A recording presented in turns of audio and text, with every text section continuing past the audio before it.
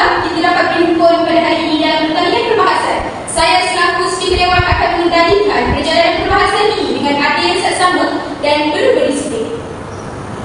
Hadirin sekalian, sebelum kita memulai, izinkan saya mengingatkan beberapa peraturan utama perbahasan kita pada hari ini.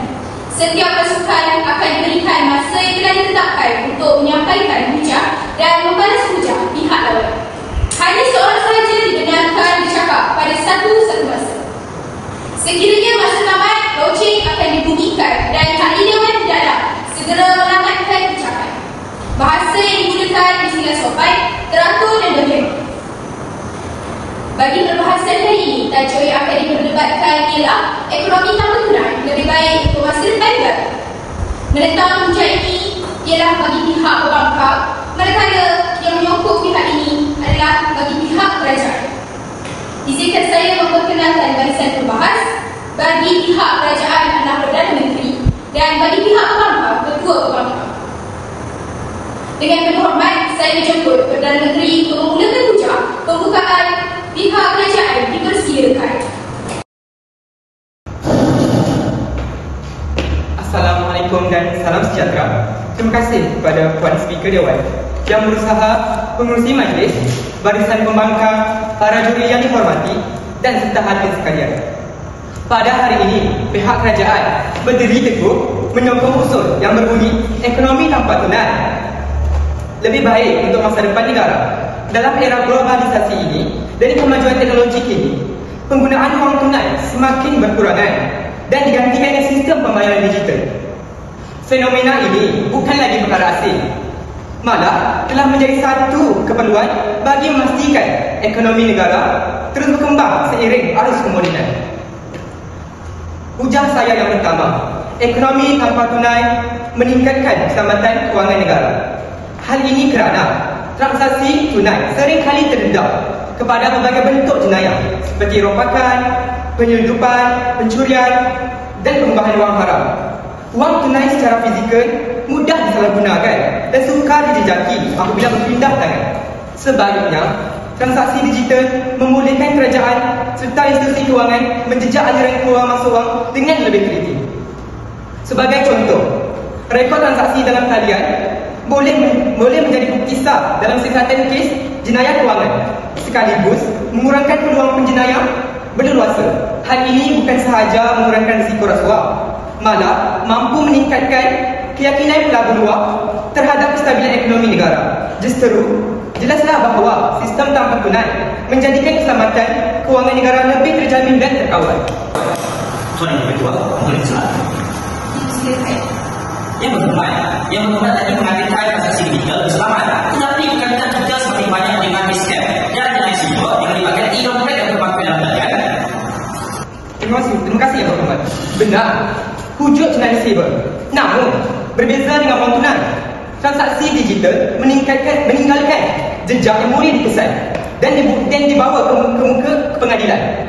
Wang tunai juga, bila hilang atau dicuri, mustahil untuk dikesan kembali. Jadi, digital tetap lebih selamat.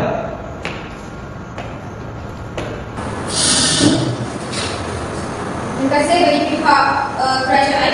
Seterusnya dengan dihormat saya menjemput Ketua Pembangkang untuk memulakan hujah. Dipersilakan.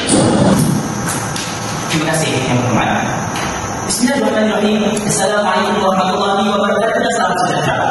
Yang berusaha pengurusi majlis, barisan kerajaan yang kami hormati, para juri yang ahli dan bijaksana serta hadirin sekalian. Pada hari ini, pihak pembangkang berdiri teguh menentang usul yang berbunyi ekonomi tanpa tunai lebih baik untuk masa depan negara. Kami berpendirian bahawa sistem tanpa tunai sepenuhnya bukanlah pilihan terbaik kerana masih banyak kelemahan, risiko dan cabaran besar yang boleh menjejaskan kestabilan ekonomi serta kesejahteraan rakyat. Meskipun pihak kerajaan berhujah tentang manfaat sistem tanpa tunai, kita harus menilai kesan negatif yang lebih luas, terutamanya pada keselamatan, keadilan sosial dan kestabilan rakyat. Baiklah, hujah saya pertama ialah ekonomi tanpa tunai terdedah kepada ancaman keselamatan siber. Jika pihak kerajaan mengatakan bahawa sistem ini lebih selamat berbanding wang tunai, kami ingin menegaskan bahawa keselamatan digital tidak pernah berbeza sebelumnya. Dunia hidup depan dengan peningkatan teknologi siber, termasuk penggunaan kecurian data pribadi dan penipuan kewangan sensitif. agar bangsa menunjukkan bahawa kerugian akibat peristiwa meninggal secara baru. Malah ada bangsa yang kehilangan simpanan seumur hidup hanya melalui satu panggilan telefon daripada skema. Di Malaysia sendiri, kes Makau Scam dan kejadian perbankan sering dilaporkan sehingga menimbulkan kebimbangan rakyat. Tambahkan pula, semakin banyak transaksi berlaku secara digital, semakin besar ruang terbuka untuk penjarahan siber menyerang. Justru menggantikan tunai sebelumnya dengan sistem digital, ibarat buka pintu luas kepada penipuan modal dan mencegah di bawah. Ini tentu jelas yang berhormat. Pihak pembangkang menyebut tentang risiko scam. Tetapi, bukankah wang tunai juga lebih berisiko kepada rompakan dan penyelundupan? Yang berhormat, ya, tetapi rompakan tunai hanya berlaku secara berbeda jahat. Jenayah digital pula boleh merubah ribuan yang berdekat tanpa mangsa sedar. Hal lebih bahaya, kehilangan RM50 jalanan atau hilang simpanan seumur hidup hanya dengan satu klik. Yang berhormat, cukup dan datangnya segera. Sekian, terima kasih. Dengan terhormat, saya menjemput Perdana Menteri untuk meneruskan hujah bagi pihak kerajaan dipersilakan. Hujah saya yang terakhir, ekonomi tanpa tunai menyumbang kepada keberkesanan dasar fizikal negara. Apabila transaksi kewangan berlaku secara tulus, kerajaan berupaya mengutip cukai dengan lebih tepat tanpa berlaku sebarang keterisan. Hal ini membolehkan hasil negara digunakan dengan lebih berkesan untuk membangunkan infrastruktur, pendidikan, kesihatan serta kebajikan rakyat. Selain itu, bantuan kewangan seperti subsidi dan bantuan tunai juga dapat disalurkan terus kepada golongan sasar melalui akaun digital tanpa berlaku kebocoran atau penyelewengan. Yang berhormat, Sebentar Yang Berhormat, biar saya habiskan masa saya. Sebagai contoh, inisiatif bantuan e-dompet yang pernah dilaksanakan membuktikan bahawa bantuan kerajaan dapat menunjukkan bahawa ekonomi tanpa tunai mampu menkukuhkan pentadbiran kewangan negara secara menyeluruh, sekaligus menjamin pembangunan negara yang lebih terancam. Silakan Yang Berhormat. Yang berhormat, adakah pihak kerajaan boleh menjamin privasi dan data rakyat yang akan disalahgunakan apabila setiap transaksi dilakukan?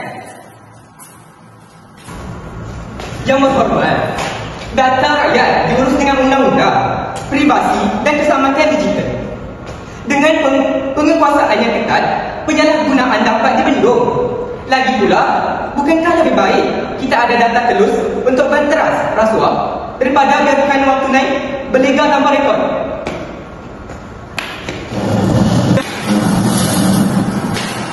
Baiklah, saya berkembangkan begitu untuk membangkang unsur bahagia. Ujar saya terakhir ialah ekonomi tanpa tunai mendedahkan tekanan kepada isu privasi dan kawalan berlebihan. Setiap transaksi digital direkodkan dan menjadi sekaligus menimbulkan persoalan tentang kebebasan serta hak bebas rakyat. Sekiranya semua transaksi bergantung kepada sistem digital, data pribadi berjujur dan dijual kepada pihak ketiga seperti syarikat pemasaran atau individu yang berjahat.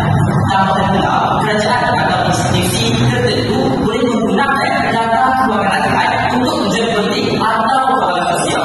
Hal ini bukan sahaja mengancam hak privasi individu, malah boleh mencetuskan diskriminasi jika data kewangan digunakan untuk menilai kelayakan seseorang dalam aspek lain seperti pekerjaan, pinjaman atau usaha. Dengan adanya wang tunai, rakyat masih mempunyai ruang untuk mengurus kewangan tanpa terlalu diawasi. Justru ekonomi tanpa tunai sebetulnya boleh berubah menjadi alat kawalan dan menentang hak bebas rakyat. Yang Berhormat, bukankah transaksi digital lebih telus dan boleh membantu kerajaan mengurangkan rasuah serta pengelakan cukai berbanding transaksi tunai yang sukar dijejaki? Baiklah, saya jawab soalan yang mereka dari pihak kerajaan sebentar ini. Keterusan tidak bermakna tiada penyalahgunaan. Data digital dimanipulasi, malah boleh bocor dan dijual. Lagi pula, tak ada dalam privasi. Jadi, terus yang dimasukkan kerajaan itu hanya sempurna. Terima kasih bagi kedua-dua pihak, bagi pihak Perdana Menteri, bagi Perdana Menteri untuk pihak kerajaan dan untuk pembangkang bagi pihak pembangkang. Dengan ini, segala tiba masanya dengan segala hormat dipersilakan Perdana Menteri untuk membuat kesimpulan bagi topik perbahasan kita pada hari ini. Dipersilakan. Kesimpulan berdasarkan topik yang kita kita bahaskan pada hari ini, jelaslah bahawa ekonomi tanpa tunai membawa banyak manfaat kepada masa depan negara. Dari segi keselamatan kewangan, pertumbuhan ekonomi digital, kemudahan bayar serta keberkesanan pentadbiran fiskal. Pihak kerajaan dengan penuh keyakinan berdiri teguh menyokong usul bahawa ekonomi tanpa tunai lebih baik untuk masa depan negara. Terima kasih Perdana Menteri dan pihak kerajaan. Seterusnya, saya menjemput Tengku Bangka untuk membuat kesimpulan bagi topik perbahasan kita pada hari ini. Dipersilakan. Baiklah, berdasarkan topik perbahasan kita pada kali ini, saya akan memberikan sedikit kesimpulan mengenai topik ekonomi tanpa tunai lebih baik untuk masa depan negara. Kesimpulannya jelaslah bahawa ekonomi tanpa tunai bukanlah jalan terbaik untuk masa depan negara. Ia terdedah pada ancaman siber, menyusahkan golongan berkemampuan, terlalu bergantung pada teknologi dan risiko menjejaskan privasi serta tak bersatuan. Pihak kerajaan mungkin mengenai ekonomi tanpa tunai sebagai simbol kemajuan, tetapi kemajuan yang mendas sebahagian masyarakat kalah kemajuan yang adil. Maka kami yang paham dengan tegas dalam usul bahawa ekonomi tanpa tunai lebih baik untuk masa depan negara. Hadirin sekalian, dengan berakhirnya ucapan daripada kedua-dua pihak, maka tamatlah segala sesi perbahasan bertajuk pada hari ini. Saya mengucapkan terima kasih kepada semua pembahas atas penyampaian hujah yang meneras kepada para hakim atas kebijaksanaan menilai dan kepada hadirin yang memberi perhatian sepanjang perbahasan dilangsungkan. Dengan itu, saya serahkan semula majlis kepada pihak juri. Sekian, terima kasih. Bismillahirrahmanirrahim. Assalamualaikum warahmatullahi wabarakatuh dan salam sejahtera. Kembali lagi kita dalam arena perbahasan. Bagi perbahasan kali ini, tajuk yang diperdebatkan ialah kecerdasan buatan atau AI lebih banyak mengancam berbanding pembangunan negara. Menentang hujah ini ialah pihak pembangkang, manakala yang menyokong ialah pihak kerajaan. Izinkan saya memperkenalkan barisan pembahas. Pihak kerajaan Perdana Menteri, manakala pihak pembangkang Ketua Pembangkang. Dengan penuh hormat, saya menjemput Perdana Menteri untuk memulakan hujah pembukaan. Pihak kerajaan dipersilakan. Bismillahirrahmanirrahim. Terima kasih Tuan Speaker Dewan. Assalamualaikum warahmatullahi wabarakatuh dan salam sejahtera. Yang dihormati Tuan Pengerusi Majlis, para panel yang bijaksana, barisan juri yang ada lagi khidmat serta hadirin sekalian yang saya muliakan. Hari ini, pihak kerajaan dengan penuh iltizam dan tanggungjawab berdiri teguh menyokong usul bahawa kecerdasan buatan atau AI lebih banyak mengancam berbanding membantu pembangunan negara. Kami tidak menafikan bahawa AI membawa pelbagai kemajuan dan manfaat. Namun, kemajuan ini ibarat pedang bermata dua. Di sebalik kecanggihan teknologi ini, tersembunyi ancaman yang sangat serius kepada struktur ekonomi, keselamatan negara serta kesejahteraan sosial rakyat. Maka izinkan kami membentangkan hujah-hujah kami yang mempaksikan kebenaran dan kepentingan nasional. Hujah saya yang pertama berbunyi, AI merupakan ancaman besar terhadap pekerjaan rakyat dan kestabilan ekonomi negara. Kecerdasan buatan kini telah digunakan secara meluas dalam berbagai sektor, daripada kilang pengeluaran, pusat perkhidmatan, sehinggalah ke pengangkutan dan logistik. Sebagai contoh, syarikat-syarikat migrasi seperti Amazon dan Tesla sudah pun menggantikan ribuan pekerja manusia dengan robot automatik dan algoritma data.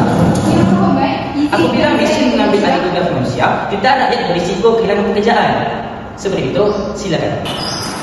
Bukankah penggunaan AI dalam industri mampu mencipta teknologi baru, bukan sekadar merampas pekerjaan lama? Baiklah, peluang kerja baru itu hanya untuk mereka yang berkemahiran tinggi. Bagaimana pula dengan jutaan rakyat makin yang tidak sempat mengejar ilmu teknologi? Mereka akan ditinggalkan, lalu jurang kaya miskin melebar. Pembangunan apa kalau hanya segelintir elit yang menikmati keuntungan? Senario ini boleh dikaitkan dengan peribahasa seperti enau dalam peluka melepaskan pucuk masing-masing, yang bermaksud hanya golongan tertentu yang mementingkan diri sendiri tanpa memikirkan yang lain. Baiklah, saya teruskan hujah saya. Apabila mesin mengambil alih tugas manusia, jutaan rakyat berisiko kehilangan pekerjaan. Pekerja yang tidak mempunyai kemahiran teknologi tinggi akan ketinggalan dan sukar mencari pekerjaan baru.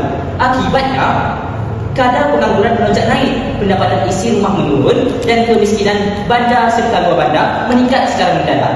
Lebih parah, jurang kekayaan antara golongan kaya dan miskin semakin melebar. Syarikat yang memiliki AI akan terus mengauk keuntungan besar, manakala rakyat biasa terus terpinggir. Bagaimana mungkin pembangunan negara dapat dicapai jika ekonomi hanya menguntungkan segelintir elit dan meninggalkan majoriti rakyat dalam kesengsaraan? Apakah erti pembangunan jika yang dibayar dengan air mata, yang kehilangan mata pencarian? Dipersilakan Ketua Pembangkang untuk mengemukakan ujian pertama. Dipersilakan. Terima kasih, Speaker Dewan. Assalamualaikum warahmatullahi wabarakatuh dan salam sejahtera. Yang dihormati pengurusi majlis, barisan juri yang arif dan bijaksana, rakan-rakan dari pihak kerajaan yang saya hormati serta hadirin sekalian yang mulia. Hari ini pihak Pembangkang berdiri teguh dan lantang menolak usul bahawa kecerdasan buatan dan AI lebih banyak mengancam bermandi pembantu pembangunan negara. Mengapa kami menolak? Kerana pada keadaan kami, AI bukanlah musuh bagi pembangunan, tetapi sebaliknya ia adalah pembangkit utama ke arah kemajuan negara. AI mampu membawa transformasi besar dalam berbagai aspek, daripada segi ekonomi dan teknologi sehinggalah kepada kesejahteraan sosial, pembangunan bangsa. Justru izinkan saya untuk bentangkan hujah-hujah saya dengan penuh keyakinan dan berfakta.